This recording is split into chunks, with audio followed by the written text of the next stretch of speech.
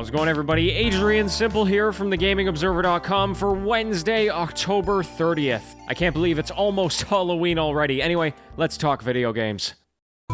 Electronic Arts has a swath of information in the world today thanks to their Q2 financial results. They reported $1.3 billion in revenue, $854 million in profit, though a lot of that profit is due to some tax changes. A more realistic number is around $230 million. They attribute the success to a few things, notably, of course, the sports games. Madden and FIFA both have more players than the previous entry, and especially more online players, which likely just means more money. Apex Legends has hit 70 million registered players, with more content, a mobile release, and a competitive program all in the works. The Sims 4 has monthly average players up 40%, so that one is still growing like crazy even though it's been out for 5 years. And then the big announcement, EA Access, their subscription service, is heading to Steam. This means many of the games already in the service will have to make its way over, starting with The Sims 4 and Unraveled, and then next year, Apex Legends, FIFA 20, and Battlefield 5, all heading to Steam. And then, of course, all of their new games, starting with Star Wars Jedi Fallen Order. So there's no origin requirement here, you can just get EA Access right on Steam.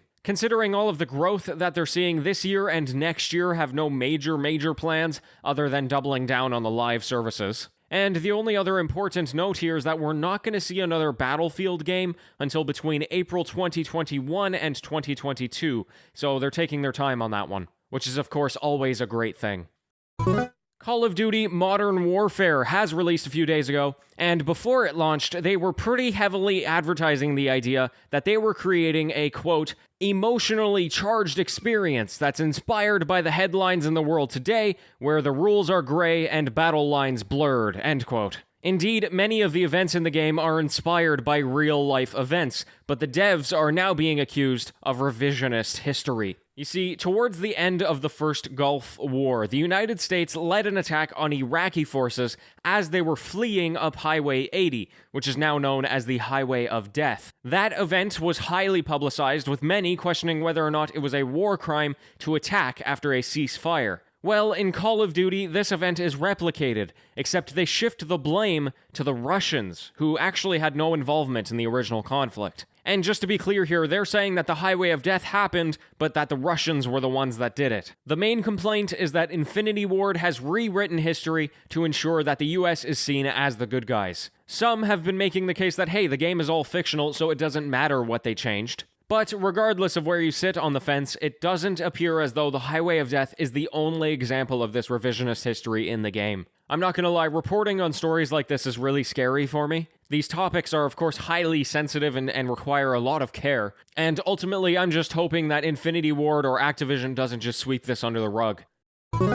Hey, Steam has a Halloween sale up right now for a few days, and I thought, what the heck, let me give you some recommendations. First of all, the big titles: The Witcher 3, Game of the Year, 70% off, XCOM 2, 75% off, Rainbow Six Siege, 60% off. My favorite game of all time, Hollow Knight, is 50% off, it's worth every single penny and more. The Dark Fantasy Dungeon Crawler Darkest Dungeon is 70% off, fantastic game. And if you really want to get spooky, the Resident Evil 2 remake is 50% off. I haven't played it myself, but I've heard really good things. And I mean, tons of games are also having Halloween events, so you can take a look at Terraria, Team Fortress, Hitman 2, Astroneer, PUBG, Don't Starve Together, so many games. So just check your Steam library, scroll through all of your favorites, and see if anybody's doing something special.